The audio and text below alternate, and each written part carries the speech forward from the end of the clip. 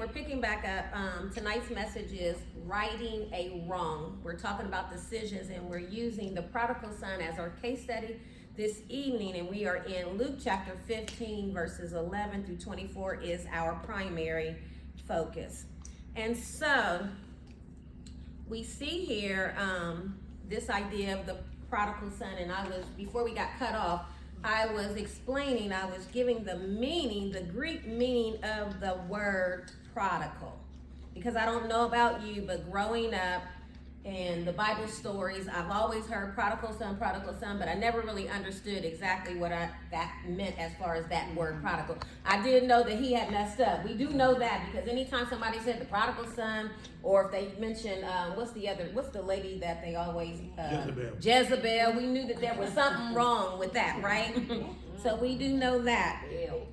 And so this idea of prodigal, meaning according to the Greek, it is pronounced asotos. And it is and for the Greek translation is an adverb. Oh, I'm glad we did cut off because I think I said adjective at first. But it's an adverb, which is an action word that describes this action of reckless. So really, when we hear about the word prodigal, meaning that it is, in other words, it was the reckless son, the son who was reckless, right? That puts a whole nother spin on it, right? And so it means reckless, it means wasteful, it means lacking restraint. So if we put it all together, it means that this son was reckless, he was wasteful, right? He lacked restraint. And so once upon a time in our lives, we were the prodigal daughter or the prodigal son where we lacked restraint, right? Anybody ever go off on anybody in traffic? Anybody ever throw anybody the bird? Isn't that lacking restraint? Well, for some, that is lacking restraint because another time you would have pulled over and got the fight, right? And so it is lacking. Again, that word prodigal means lacking restraint, wasteful, or reckless. So here tonight, we're talking about a son who is wasteful, who is reckless, who lacks restraint. And so let's back up a little bit to kind of give this some context. What we see here, as I had stated before we got cut off, this narrative is a symbolism for God's forgiveness in a whole. But the Father, however, it represents God the Father, and then the prodigal son, or the reckless one, the black sheep of the family, if you will, he represents the sinner, and then the other son represents what we call self-righteous. And so here in this narrative, because before we end tonight, we're going to see some more undoing. We're going to see the undoing of a wrong decision. We're going to see him right a wrong. Isn't that undoing meaning that you're going to undo some things that you have done wrong? And how many of us can identify with this prodigal son or maybe you don't identify with him just yet, but hopefully before the end of the night, you may be able to pick up some wisdoms on how to undo some wrongs. Because if you live long enough, if you haven't done anything this week, but if you live long enough, if somebody cuts you off on the freeway, or if somebody does something that you don't like, eventually you may end up having to do undoing a wrong decision, a wrong act, a wrong something, right? All right. And so here tonight we see here where this son, we're going to see where he went wrong. The first thing that he does when he goes with regards to this doing something wrong, where it went wrong, is first he asked his father for his inheritance. On the surface, it looks like, that's not harmful, right? I'm asking for my inheritance because when we think about inheritance, that's something that does belong to us, right? And so seems harmless on the surface. But the problem with asking for his inheritance is he is asking for something that is premature. He's doing it prematurely. meaning that he's asking for something that is not the season for him to ask. And how many of us know that when we ask and we get things that is not is not the season for it, it is a recipe for disaster. I was going to say, I can't get no amens in here. I forgot we are not in the setting for that, Kelly. Cool down. So he's asking for something out of season, meaning it's not the time for him to receive an inheritance. Because come on, students, when you get an inheritance, when somebody gives you an inheritance, it's usually when? They die. After death, right? Mm-hmm. Right? What about you guys online? Is it after death? Yeah. And so it's usually at death. And so that's where he went wrong in the beginning. He started asking for something. He's asking for a premature request of asking for his inheritance. His father is still alive. Actually, to me, that would be an insult. Mm-hmm. If I go up to mom and I say, Mom, I know you leaving me and David something, and instead of, I want it now.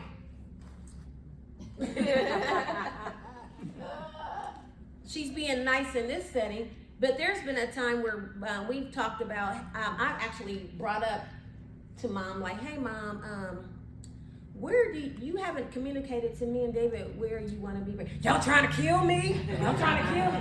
It's like sometimes talking about death makes people uncomfortable. And it's not that I wanted to try to kill her.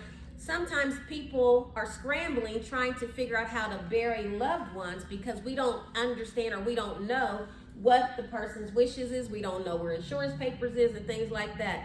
And perhaps it would save a lot of families some heartache if the mom or father or whoever dies would have wrote instructions about how they want things to go, and maybe that would stop some of the confusion and some of the argument, perhaps, maybe.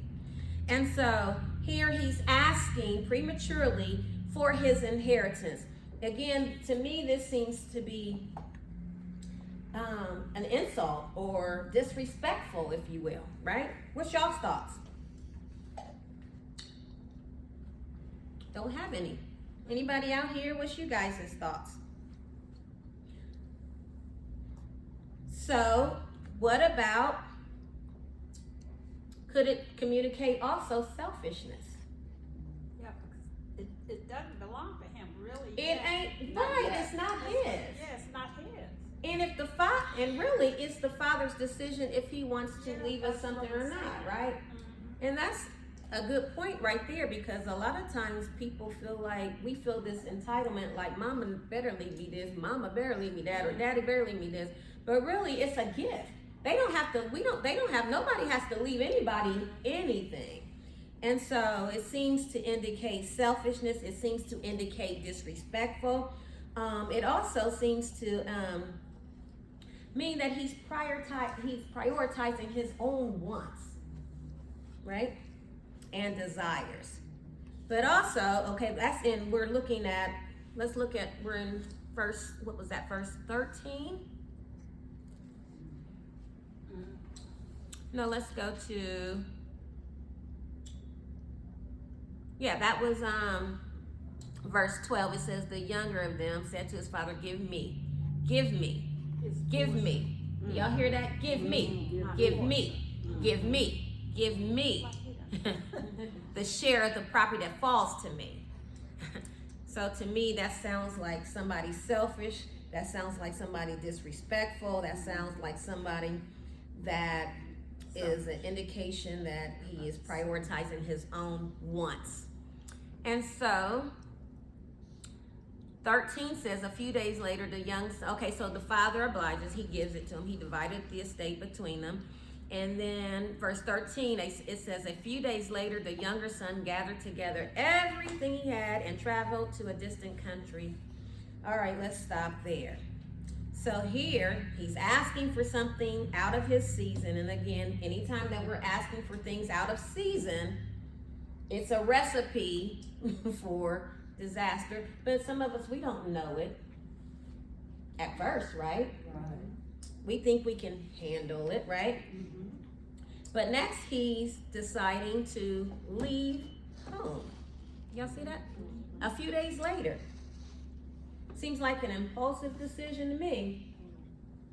And when we will see that these decisions, these wrong decisions, has him ending up in a very bad situation. But see, on the onset, it seems to be okay. Give me what belongs to mine. You was going to give it to me anyway. I just really want it early. But then he takes it upon himself and he's leaving home. Meaning that he's making this he's being impulsive. Meaning he's acting without forethought. Mm-hmm. And so, how do we relate to that? How are we similar to that? Do we always think things through? No. Not all the time. Especially when we were 18, and don't let it be 21, because we real grown then, right? When we look back, some of us gotta look way back, because we ain't seen 21 in a lot of years, right? But if we look back, there's some things that we have made some impulsive decisions that we haven't thought through. And some of us is living with some of those impulsive decisions. And they call us mommy and they call us daddy, right? The result, those are the result of some decisions that we made that now looking back, we feel like we shouldn't have made. Because back when we were making the decision, oh, we was in love. We loved them. Oh, that was the best thing that ever happened to me. But now you mentioned, okay, what's going on? First the video cutting off. Now the lights cutting off. But before, we was in love. We liked old dude. We like old girl, right? But now we can't stand. Or now we look back 30 years in, that one that we thought was the bomb, the one we wanted to marry and all that kind of stuff, they got teeth missing, right? They looking older than what they used to look. That think about some of them first boyfriends and first girlfriends. Do they still look the same? They ain't looking like a brick house no more. They looking like a hut, right? Mm-mm. They're not looking like a Mercedes or a Porsche. They looking like a Volkswagen Jetta. But when we look back over our lives, some of those decisions that we made we made impulsively, they wasn't good decisions. Now you can't even stand this. When you see the boyfriend that you had in 9th grade, you see him in the grocery store, you hiding because you don't want to run into him, because for some reason, some people still think they still got it like that. Am I the only one want to be honest tonight? The one that was in the yearbook, most likely to succeed, the one that was, what do they call it when they're good looking? Well, the one that's the best looking and all that. Now we looking at best looking like, what happened? Right? And so sometimes we're looking at decisions. Right, we're looking at decisions. Right, they look awful. That's right, Lisa. They look awful. And so he was impulsive and he decided to leave home. Acting without forethought.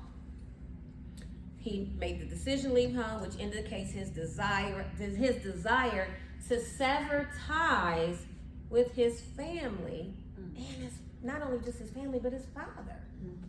The one who is responsible for you even having what you have. You're now severing ties because now you're deciding to leave home. And again, remember, this is a symbolism of God the Father and his son, the sinner, or whatever, right? So not only are you just leaving home physically, you're leaving from the presence of God. When we think about it in that way, here is God's son. We are all God's children, right? Mm-hmm. Here he is under the protection and the guidance of God's presence. He's now, I want my stuff and I'm out. But see, we're looking at the prodigal son with the side eye like, But how many times, because what he received, this inheritance he received is a blessing, right? But how many times do we get the blessings of the Lord and deuces? We get what we get from God, And and then we peel off. God's blessing us with homes to build. He's blessing us with cars to drive. He's blessing us with good jobs and wealth and for those who are wealthy, money, and you don't have to worry about somebody, you don't have to rob Peter to pay Paul. We got all of this stuff. We got bags, Gucci bags, Louis bags, Michael Kors bag, Coach bag, all the bags. What's some other one? Kate Spade bag, MCM bags. We got all this stuff that we're accumulating that God is blessing us with. But as soon as we get it, pew! Because it wasn't like he wasn't in the house. He was in the house. He's deciding to leave out of the house. Wrong move, brother. Wrong move, sister. All right. And so he said he's leaving home. But then look where it says he's going. He traveled to a distant country. Verse 13. Another wrong decision. He's now moving to a far, for some translations, I believe it says a far country, right? So you ain't even going across the street, down the street. If you wanted to move from your father, you ain't even trying to stay nearby. You didn't even go across town. Matter of fact, you didn't even go to the next city. You didn't even go to the next state. You went to another country. He went to another country, physically placing distance between him and the family, placing distance between him and his father. And so this far country separates him. Guess what? It separates him from the father's control and the father's guidance. It separates him from the father's control and his guidance, but not only that, his influence. Are we guilty of that?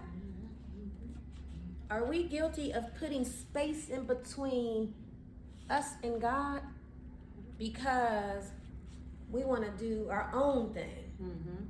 I want to be in control of my own self because I'm a boss.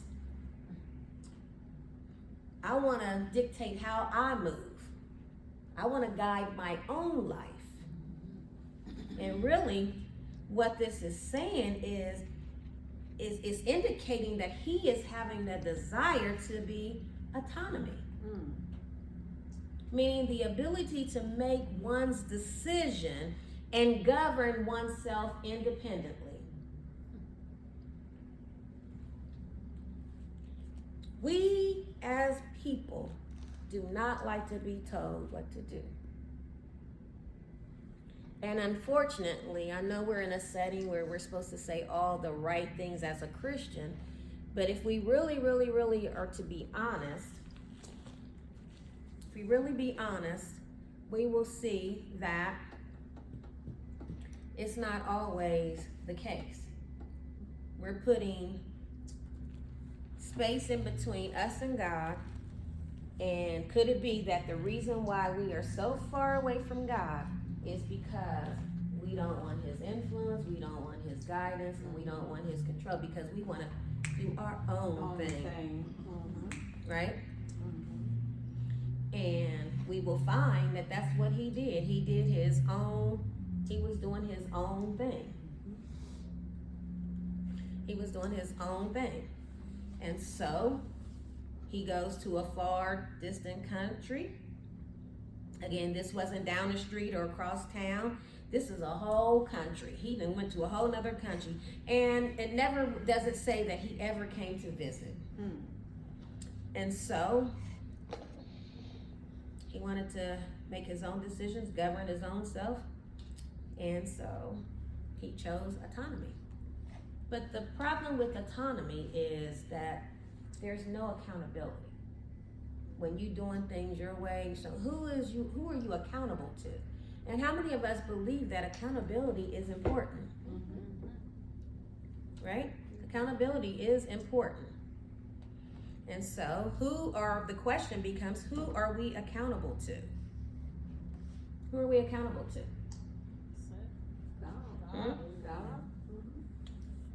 Again, the problem with autonomy is there's no accountability, which often leads to what? Disaster. Disaster or poor decisions. Reckless. Leads to, reckless decisions. You're right. And so he has made this decision to be to have autonomy. And again, the problem with autonomy is there will be no accountability, which leads to poor decisions. And we will see that he has made some poor decisions, right? The wrong decisions, which can eventually lead to a disaster or a downfall. Any questions? Any questions? All right.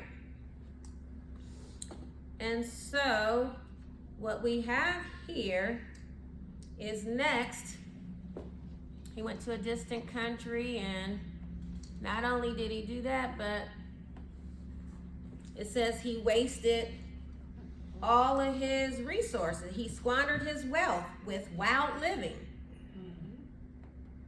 Remember the name, the prodigal son.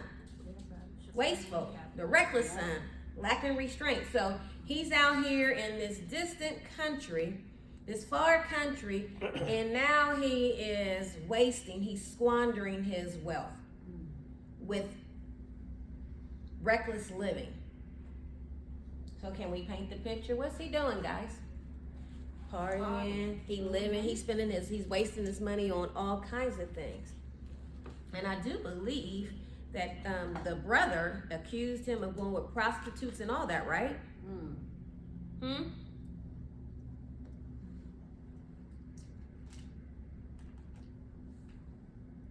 Look at just to jot down, I think it is in verse 30. This is the brother's complaint to the father about what the son had done.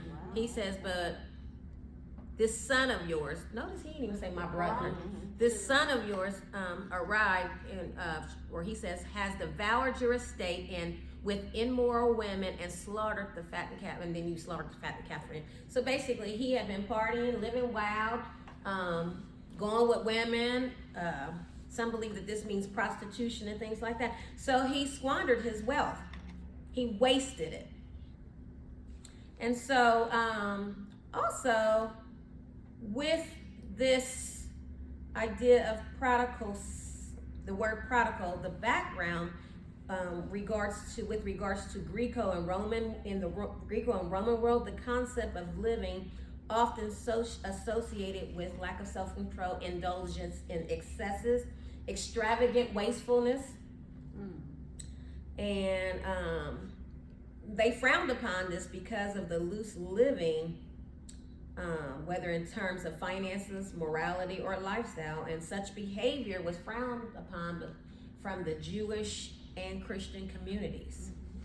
And so he was out there just living recklessly. He was out there wasting money, partying, and doing all kind of stuff. And how many of us know that when you're living like this and you're spending money and you're the one that's footing the bill and all that, you got a crowd. People love to party with you and do stuff with you as long as the money is flowing, right? Everybody, drinks. Have you ever been in the club and be like, drinks for everybody? Everybody's on my tab, and you know that if you only drink bottom shelf, if somebody else is buying it, you know what? I used to hate that when I used to party.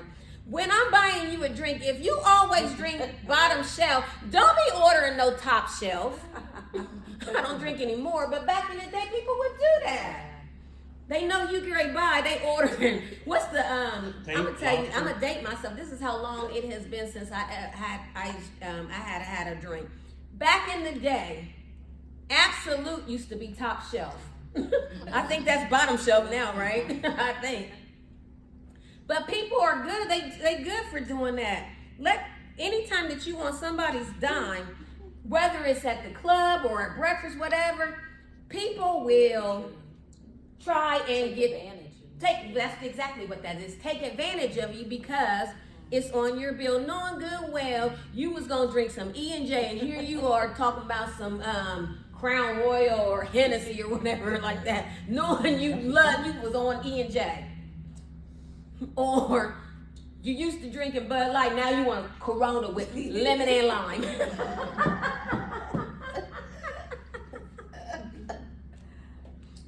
Normally at breakfast you drinking orange juice, now you want mimosa. Because it's on my dime, right? But people do you like that.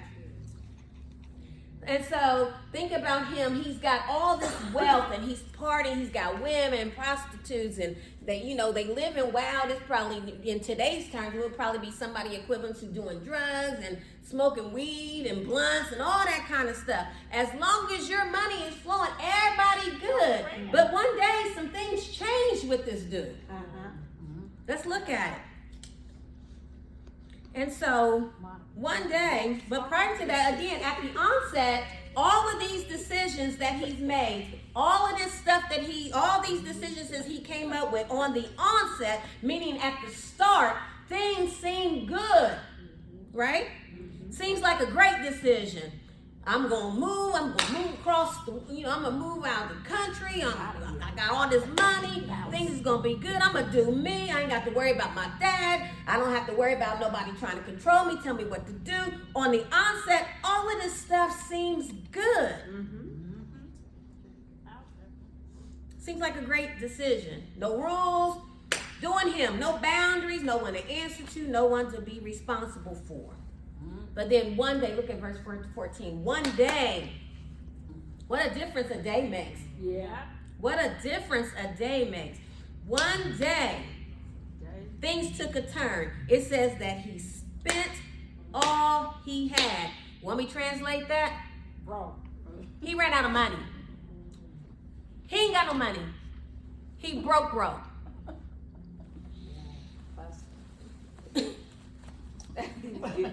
He ain't got nothing. Right. Yeah. He ain't even got no jingle. Meaning no change. He's broke. I think in the King James, what does it say? Does it say he spent all he had, or was it, or did spent everything? Spent everything. I don't care how. You can put it in English. You can put it in Spanish. You can put it in German. You can put it in French. I think across the board, when you ain't got no money, I think everybody that speaks different language, we understand what broke mean, no money mean. Nada, meaning you don't get nothing. So he ran out of money, meaning he spent all he had. He didn't probably anticipate that would happen. But again, remember, like we talked about at the beginning, he asked for something that it wasn't his season to get. And when you ask for something and it's not your season, you will mess it all up. He didn't know how to manage it. He wasn't responsible with it. And so, look what's happened. He didn't spend all of his money. Just like with people with the income tax. And I was guilty of that too back when we used to get big. Back in the day when we used to get income tax back, we thought $3,000 was big money until I started hearing about other people getting $10,000. I'm like, darn. But see, people see all of that money, and guess what they do? They had to, we ain't supposed to be in Walmart. But they had to Walmart getting TVs and carts full of this. And I used to be guilty of that. I was one that couldn't wait for my income tax to hit too. And you always knew when somebody's income tax hit. Honey, you got on clean new shoes, right? You got a cart full of food. You got steaks and lobsters and all that kind of stuff, right? And so when tax season comes, you squandering it because you spending it. You at the restaurants, you eat, before you was making hamburgers at home. Now you at Longhorn, you at, what's some other places? Applebee's. No, what's them good steak places? Ruth Chris. That's how long I ain't ate meat. I'm a vegetarian. What is it? Ruth Chris. What's the other ones? Cameron. Yeah. Cameron Mitchell's. You at all them places. You got on fresh sneakers, some white Forces or some new Jordans, all of that. But then when you run through that money so quickly, then, oh no, wait a minute. We go buy a car from the buy here, pay here, right? And it only works for about 6 months, and then you gotta wait for the next income tax to get you another. Am I lying? Am I lying, y'all? Am I lying? And so you have to wait for the next one to come. So eventually that ran out, and guess what? Not only did it run out, but at the same time, it says a severe famine arose. To add salt to an injury, you didn't spend all you had, and at the same time, a severe famine has arose. What's that saying? When it rains, it what? It pours. Shall we translate that? That means it gives you the idea, it indicates that the problems tend to come all at once. Yep. I know I've said that time or two. When it rains, it pours. You ain't even fixed this problem before another problem comes up. Has that ever been anybody's story? When it rains, it pours. You got problem after problem after problem. So again, all of these wrong decisions are now catching up when he didn't anticipate any of this. Let's take away the fact that he lost all his money. He didn't anticipate that when he moved to another country that there was going to be a time where a severe famine would arise, meaning a shortage of food leading to hunger and hardship. Again, when it rains, it pours. And so you would think that after he gets to this part, again, we're talking about wrong decisions, right? After you get to this part, you would think that it would be there that he'd be like, oh shoot, I done messed up. I need to think about some decisions that I made, and I need to start trying to get myself together. But no, he won't do that. You mean tell me you broke, you didn't wait, you got, all your money is gone, all your wealth is gone, and the place where you're at in life has dried up. Because what is a famine? That's a shortage, meaning that you can't get things like things ain't popping like they used to pop. But you would think that once you see that, that would be enough to start having you reflect on some things and make better choices. Am I right about it? You basically broke, you didn't hit rock bottom, because if you broke and ain't got nothing and you far away from home, that means you homeless, right? You can't pay for nowhere to live. And then on top of that, the place that you're at, things is drying up there. It says severe.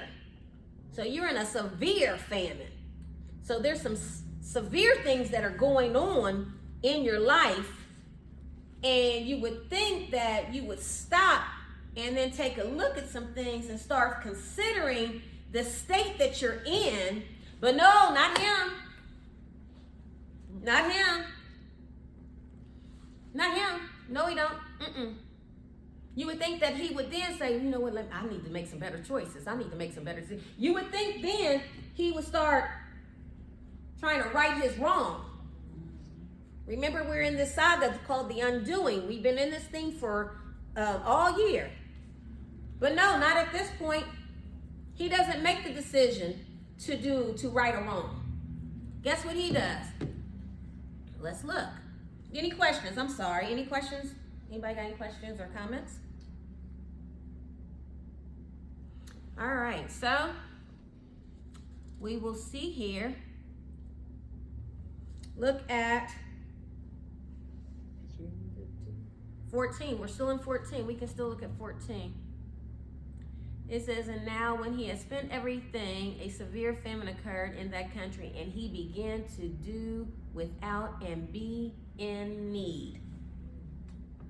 He began to be in need. And so it's important to take note that even though he was in need, even though he was in want, this did not cause him to consider his situation. He continued to make wrong decisions. And we're frowning and we're looking at this like, for us to read this, it makes sense for us to read it because it's somebody else going through it. it's easy for us to judge that situation like he need to go home. He need to stop doing what he's doing. It's easy for us to look at that and say that because we're looking at somebody else. But when the mirror is facing us for some of the things that we have done and we're refusing to look at the mirror, some of us is just like this prodigal son where we have been reckless, and instead of taking a good look or a deep look at our life and our situations and some of the decisions we make, we too, like him, we don't do it. We don't change. We don't consider, we don't reflect, we don't think about how we ended up here. No, guess what he does?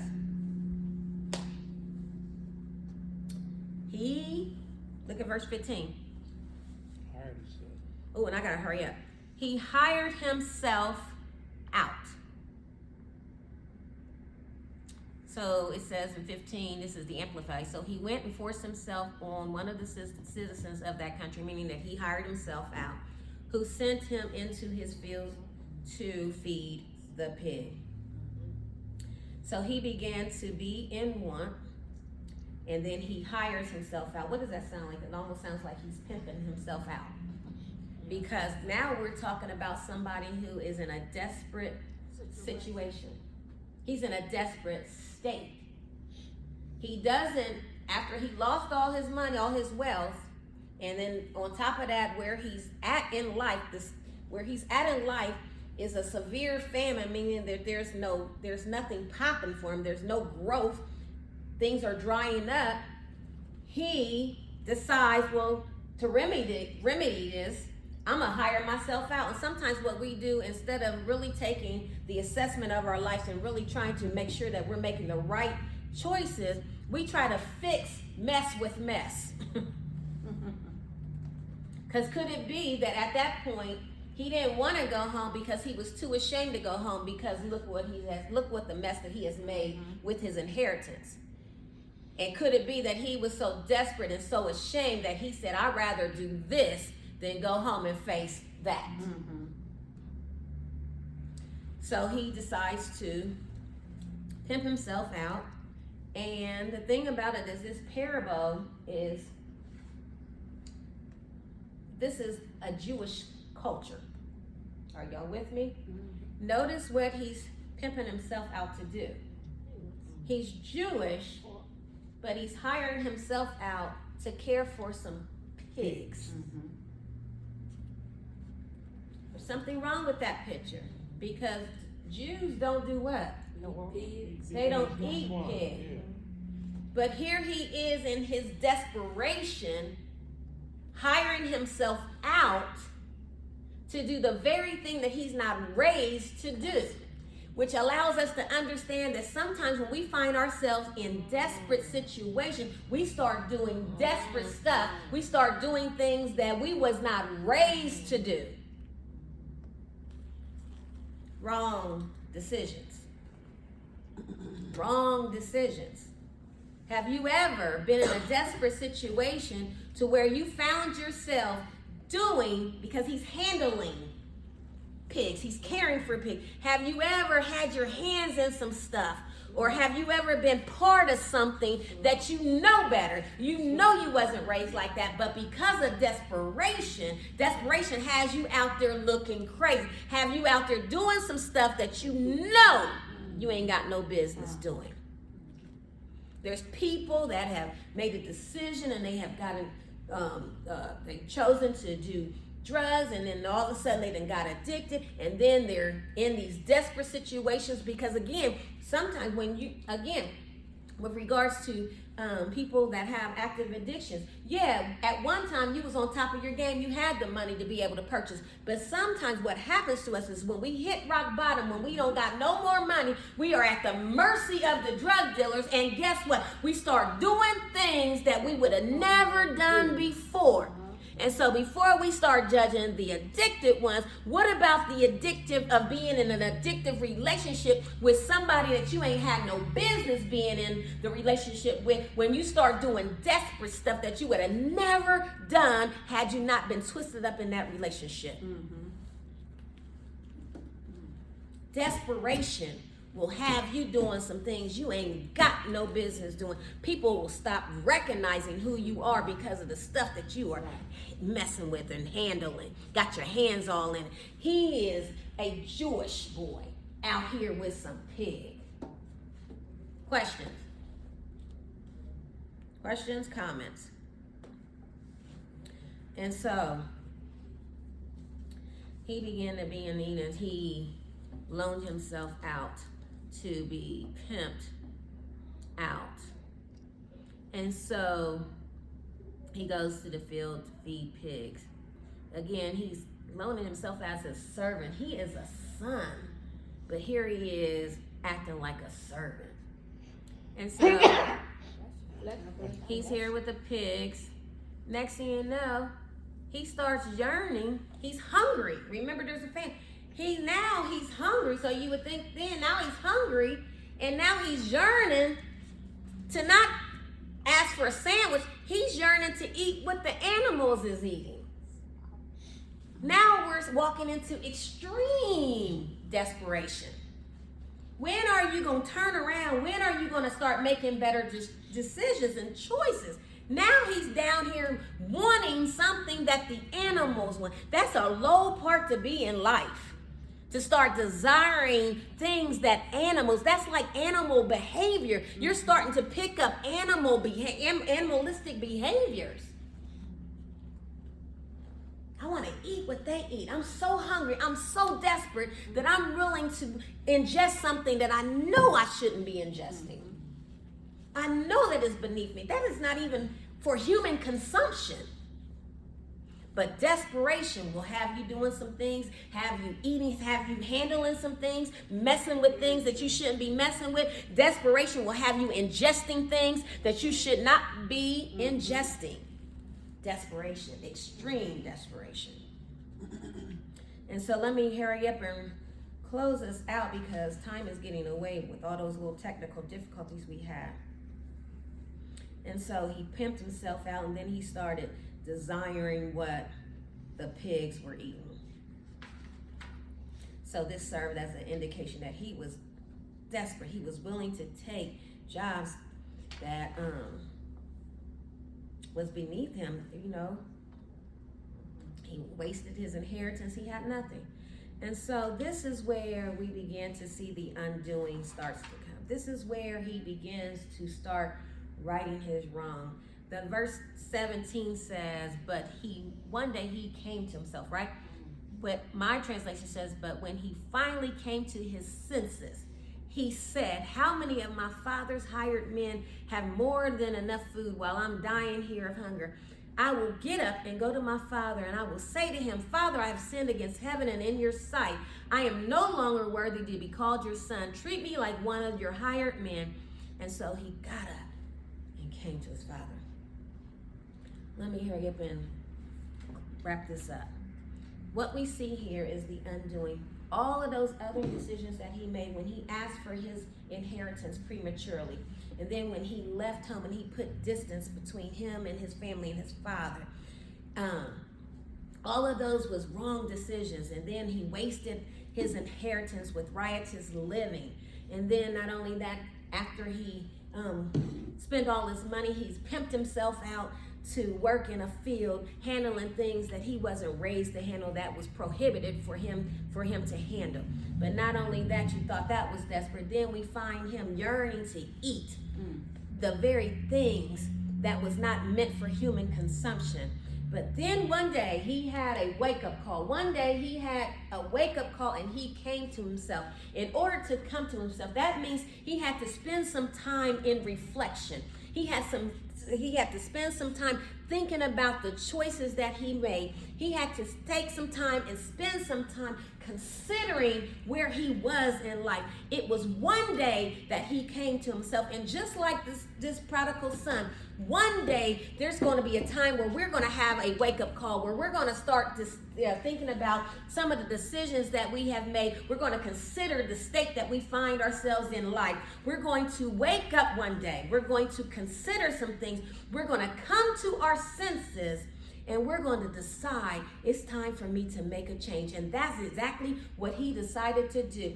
he started thinking about what was going on in his father's home. Remember, it says, I will get up. He says, when he finally came to his senses, he starts thinking about how many hired men does his father have, and enough food, and why am I sitting here dying? He understood that provision was in the Father's house. Provision was in God's house. And so he got to thinking about some things like, I'm living below, some people say below my pay grade.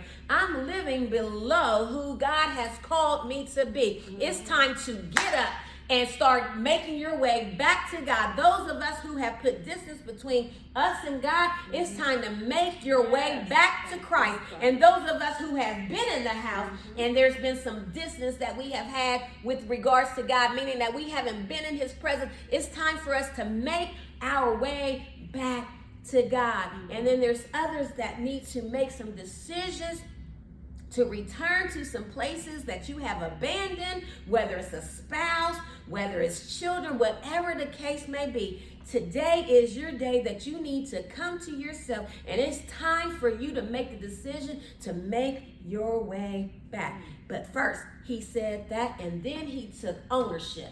He says that I will go to my father and I will say to him, Father, I have sinned against heaven and in your sight. Again, we see the undoing of the wrong decisions that he has made, and he's trying to make things right. But before he even faces the Father, he has this come to Jesus moment right here in the place that he is, in that desperate place that he's in. He made a decision that he needed to go home, but not only did he do that, he owned his stuff. He owned his bad choices. Far too often what is happening here in the world, in the United States and across the world, we are not owning our stuff. We are trying to justify it, or we are blaming it on our mom. Oh, the reason why I'm like I am is because my mama wasn't there. Or the reason why I'm the way that I am because my dad wasn't there. The reason why the way that I am because nobody looked out for me. No, it's time for us to own our stuff, even if it feels uncomfortable. Some of us owe our kids some apologies. Some of us owe our siblings some apologies. Some of us owe our parents some apologies, our spouses some apologies, our pastors, people we go to church with, people on our job. We need to own that we have made some poor decisions, and we need to be able to sit in that situation. And so he owns it. He's repentful even before he says it to his father. But then he gets up. But prior to that, he says, I'm not even worthy to be called son. I just want to go back as a servant. Some of us, we have this sense of entitlement that we can just mess up and just show up and get back in line like we supposed to, like we can just some wandering husband think that all he got to do is just show up, and things can be just back to normal like they used to, without no apology, without owning none of your stuff, just showing up. No. Or show back up into friendships, and show back up over here, show back up at your mama's house, and show back without taking no type of responsibility or no ownership. And so we're talking about righting a wrong. And so then after he came to himself and he owned his stuff, then he decided, I'm going to go home. But he said, I'm going home as a servant, meaning that he humbled himself. He didn't walk home. He didn't go home with this sense of entitlement, like, oh, he's supposed to restore me back to the way I was. No, he went humbly. But this is what I like, as he's making his way home, because again, he went to a far country, and sometimes what we think that as long as it took us to get in that situation, oh, it's going to be a quick process to get us out of that situation. No, remember, he went to a far country. So just as long as it took you to get out there, it might take you just the same amount of time to get back. Again, he has to travel that same road again. And remember, it was a far country. That means there was some distance, meaning that he was going to have to travel some distance.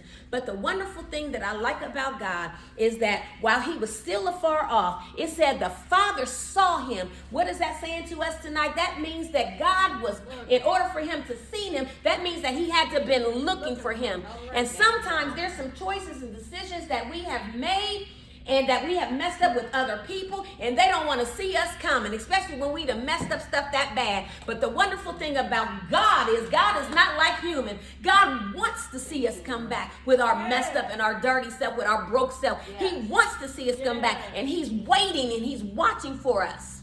Yes. And so it says, while he was still afar off, he saw him. And then notice what God does. He runs to him. He didn't wait till he got all the way back. He met the boy where he saw him at. He didn't wait till the boy got cleaned up. He didn't wait till he got shoes on his feet. He didn't wait till he took a bath. He ran to him and he embraced him and he hugged him because he made a decision to right a wrong. So will we be like the prodigal son tonight? Will we come to ourselves, own our stuff, and then try to right the wrong by returning and apologizing to the one that we have wronged? Again, notice God is not like human. He didn't tell him, where the money at? Oh, here he come. Look at him. He's not like that. And I thank God that God is not like humans. Yes. He don't hold that against us.